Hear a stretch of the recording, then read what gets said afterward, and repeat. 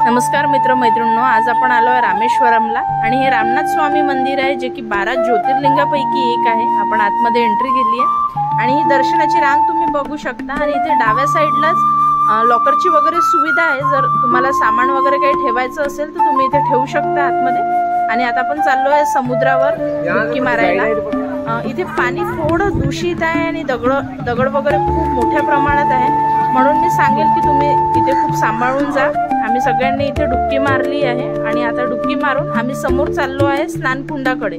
तर टोटल इथे 22 स्नानकुंड आहे आणि अशी मान्यता आहे की जेव्हा श्रीरामाने रावणाचा वध केला होता त्यानंतर इथे येऊन त्यांनी 22 स्नानकुंडामध्ये आंघोळ केली होती आणि समोर महादेवाचं दर्शन घेतलं होतं। इथे मंदिरातर्फे जी आहे 25 रुपये तिकीट आहे आणि VIP ट्रीटमेंट जे आहे ते तुम्ही वापरू शकता, त्याचे चार्जेस वेगळे आहे। आणि हे कुंड आहे, इथे आपल्याला आंघोळ करावं लागते आणि एकूण असे इथे 22 आहेत। आणि आता आमची आंघोळ वगैरे होऊन आम्ही इथे दर्शनाच्या रांगमध्ये लागलो आहे।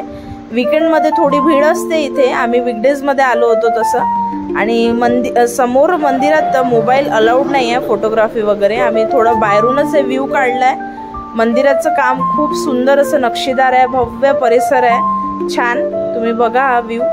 आणि समोर आता आम्ही चाललो आहे दर्शनाला आणि हे आहे मेन दर्शन। आरती सुरू होती तेव्हा, त्यामुळे मंदिराचा पडदा लागला होता, तुम्ही इथून नमस्कार करू शकता। आणि आम्ही दर्शन घेऊन आता बाहेर आलो आहे। इथे आम्ही काही फॅमिली फोटो काढले बाहेर छान। आणि आपण जसं मंदिरात जातो तर एक हात जोडून फोटो तर काढलाच पाहिजे। आणि समोर आता आम्ही दर्शन करून निघालो आहे धनुषकोडीला। आणि जाता जाता आम्हाला फ्लोटिंग स्टोन इथे लागतोय। इथे 20 रुपये तिकीट आहे, तुम्ही 20 रुपये तिकीट देऊन आतमध्ये एंट्री करू शकता आणि या दगडाचं दर्शन करू शकता। तर या फ्लोटिंग स्टोनचं महत्त्व असं आहे की याला वापरून रामायणामध्ये श्रीराम आणि त्यांची जी वानर सेना होती त्यांनी लंकेपर्यंत पूल बांधला होता आणि सीतेमातेला वापस आणलं होतं। तर आता आम्ही समोर चाललो आहे। इथे जो डाव्या साइडनी आहे तो बे ऑफ बेंगॉल आहे आणि या उजव्या साइडनी हिंद महासागर आहे। आणि या दोघांचाही समोर असा संगम होतो। हा एक पॉइंट आहे जिथे दोघांचा संगम होतो। आणि आम्ही आलो होतो तेव्हा पाऊस आला होता इथे, त्याच्यामुळे वातावरण अत्यंत सुंदर आणि छान मस्त होतं। आणि इथून श्रीलंका जी आहे ती 18 किलोमीटर आहे। इथून काही काही बेट दिसतात श्रीलंकेचे। आता आम्ही इथे थोडं पाण्याजवळ आलो होतो बीचवर एन्जॉय करायला। तुम्ही याला धनुषकोडी बीच पण म्हणू शकता। आणि इथे खूप लोक फोटोज व्हिडिओज वगैरे काढत होते, आम्ही काही फोटो काढले व्हिडिओ काढले, खूप एन्जॉय केला इथे मस्त। तिथून निघण्याची इच्छा नव्हती होत, खूप छान प्लेस आहे, तुम्ही नक्की या एकदा व्हिजिट करा। आता समोर इथून निघता निघता आम्हाला फोटो दिसला, हा फोटो बघा, यावर काय लिहिलं आहे वाचला आणि नक्की फॉलो करा बरं। आता आपण धनुषकोडी गावाला आलो आहे आणि हे तुम्ही बघू शकता, हे जुनं रेल्वे स्टेशन आहे। 1964 मध्ये इथे एक सायक्लोन आला होता, तेव्हा ते रेल्वे स्टेशन, हे चर्च, ब्रिज आणि काही गाव पूर्ण वाहून गेलं होतं। आता आपण नेक्स्ट आलो हाऊस ऑफ कलामला, जे की राष्ट्रपती होते, त्यांच्या घराला आम्ही इथे व्हिजिट दिली।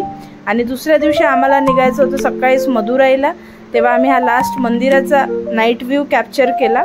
आणि आता आम्ही सकाळी मदुराईला निघालो आहे। आम्ही जो हा प्रवास आहे मदुराई रामेश्वरम टू मदुराई बसनी केला आहे। आणि जाता जाता आम्हाला पम्बन ब्रिज लागला आहे, खूप सुंदर दृश्य आहे। असाच एक ब्रिज आहे बाजूला ज्याने रेल्वे प्रवास सुरू असतो आणि हा भारतातला पहिला समुद्र ब्रिज आहे। आता आपण पोहोचलो आहे मंदिरात, मदुराईचं मंदिर आहे। इथे आम्ही जास्त फोटोज वगैरे नाही काढले, आम्हाला दुसऱ्या दिवशी आदियोगीला निघायचं होतं, हे आम्ही मंदिर कव्हर केले। तर चिकबेलापूर इथे आहे, बँगलोरपासून 60 किलोमीटर आहे आणि तुम्ही इथे या, वन डे ट्रिप आहे ही, नक्की व्हिजिट द्या। आता आम्ही पोहोचलो आदियोगीला आणि असं सेम मूर्ती कोइंबतूरला पण आहे, त्याचं हे रेप्लिका आहे इथे चिकबेलापूरमध्ये। आता आम्ही फोटो व्हिडिओ काढून समोर लेझर शोसाठी थांबलो आहे, लेझरचा शो झाला, तुम्ही बघा।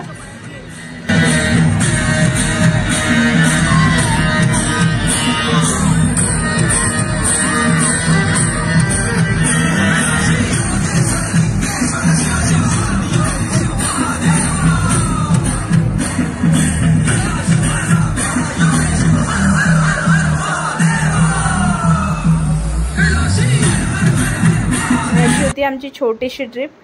भेटूया नेक्स्ट ब्लॉगमध्ये, बाय बाय।